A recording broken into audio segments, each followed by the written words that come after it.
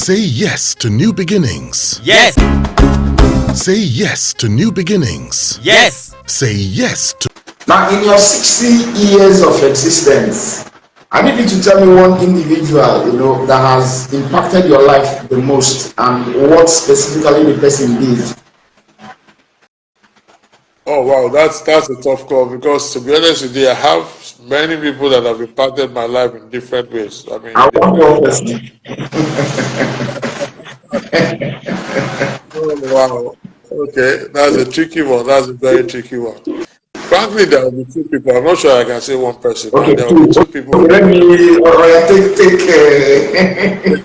I'll say it's two in one. Okay. Frankly, the first person is my mom. All right, it's my mom, and it's really because my mom could only go as far as, I think, more than three, what they call more than three in those days. So she's not a very literate person. But my mom never allowed anything that the education has to offer as advantage to be a disadvantage to her. She aspired to do everything that a well-educated person will do or will aspire to. And certainly, I think it's one of the reasons why our determination is that all of our children must see the four walls of a university. So what I learned from her is that whole strength of person, of character, that strength of purpose, where once you determine that you want to get something done, you get it done. Just to give you put it in context, by the time many of us got into university, my dad had retired as a senior person in Central Bank. My mom does business. So the onus really fell on them at that point to send us to university. And that's when I saw my mom rise up to the occasion. There's virtually no kind of job, business, vocation that my mom did not do just so that all nine of us can go to the university. And that's exactly what happened. And you can see it. You can see it from our own, spirit of entrepreneurship, from our own strength of character to make sure that she supports our husband, from our own very strict lifestyle. And despite all the challenges that can come, we still need to be upright. So she's taught me a lot in that sense, that one can really devote her time to make things happen for children, even though she didn't have that opportunity.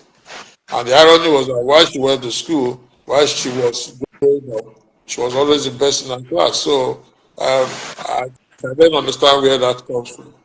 And so today that we have medical doctors, engineers, and all of that as your children, I think that sense of joy and satisfaction is real. The second person, of course, is my dad. And I say that also because my dad is one of the most generous people that you can ever find. Now, he's generous to a fault, okay? But perhaps what I appreciate in him is that whole spirit of honesty. I mean, when we were young, two things that my dad will always instill in us, or maybe three. One is that education makes all the difference to everyone. And so no matter what you do, you must have good education. Second is the issue of honesty and integrity. And for him, it is that it is not just don't take it, don't be tempted to touch it. And there are many legends about how he, as a banker, can be tempted to take things that are not his own, but he refused to. And he always demonstrated that to us, even as young kids, that honesty is the best policy. The thought from him really is also that whole positive outlook about life. My dad is never taken down by anything. Never. He has never used high blood pressure before in his life. And this man is 93, he's going to be 93 in June. He has never used medicine for high blood pressure. In fact, even up to today, he teaches us that whole ascetic orientation when it comes to health. He does what they call the water therapy. Okay, how you can use water to cure a lot of things. So the thing is that the foundation of life itself is established by how you evolve and the people that are closest to you when you start off. and every step of the way how these things happen, such that they are relevant in the context of your developmental journey. So these are the people that I think more than any others, because frankly, if they didn't establish the values in us, me and myself and my siblings, it's very possible that you get help like we are getting later in life and all of that. But more than any other thing, it's also that we could very well have gone astray. We do not, for instance, have the challenge where, uh, yeah, we all face different kind of problems and all of that. But never in my family do you have a problem that you're in a moral quandary because of the kind of lifestyle that you've chosen. Why? Because in growing up, you just never saw your parents live that kind of lifestyle. So for me, that's where the foundation for whatever else God used people, situations, opportunities to then help us. If that foundation is not there, that whole strong Christian orientation that, especially from my mom up to today, frankly, every other thing will remain pyrrhic. So I think the biggest influence really will be, and I give it to my mom because, for somebody who is not educated, married to somebody who is educated and all of that, and yet being able to find our own level and stand our own ground. In actual fact, most of the material things that my dad had over time were all things that were funded and initiated by my mom, including his houses and all of that. So that's why I just credit her with that singular honor. And the only way you can repay that kind of thing is to make sure that they enjoy some level of the degree of comfort in their own later years, to make sure that whatever it is that gives them joy, one is able to do it to the best of one's ability. With the benefit of hindsight, what would you say is the greatest mistake that any person can make in his or her chosen career? I think the biggest mistake you will make is not following your heart. Okay. That would be the biggest mistake. And what do I mean by this? There are times when you just feel led by what others are doing or what is in vogue or what permutation can give you the kind of lifestyle that you need or that you want to live. But you see, again, the thing about life is that it's about the head and the heart.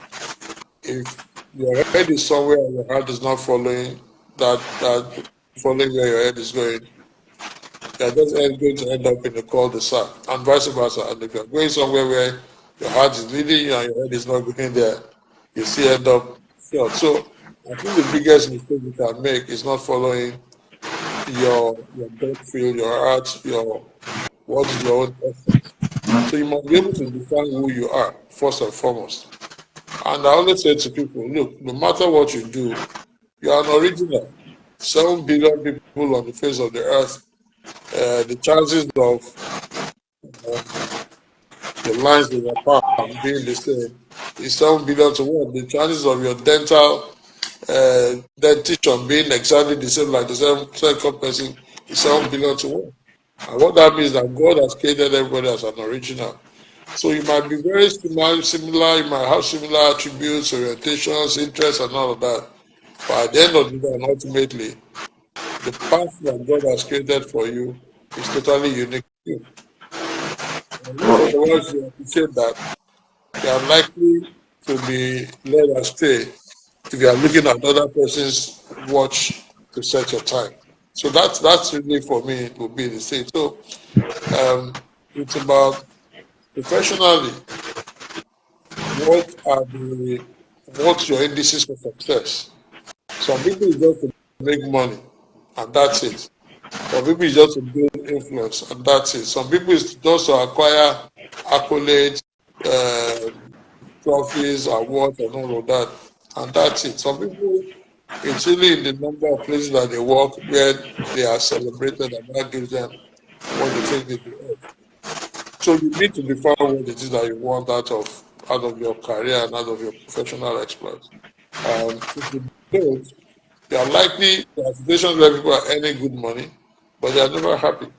And there are always where people are earning modestly, but they are extremely happy and they are extremely fulfilled with what they are doing. So really it's about finding the right balance that suits your person, that suits your purpose, that suits your orientation, that suits your aspirations, that suits your expectations. And that's what is key. When you do that, then the likelihood is that not only will you be fulfilled professionally, you'll be celebrated professionally, you'll reach the pinnacle of your career and you'll be able to do exploits based on the fact that you have acquired the expertise and the capacity, the capability that's required to take you forward.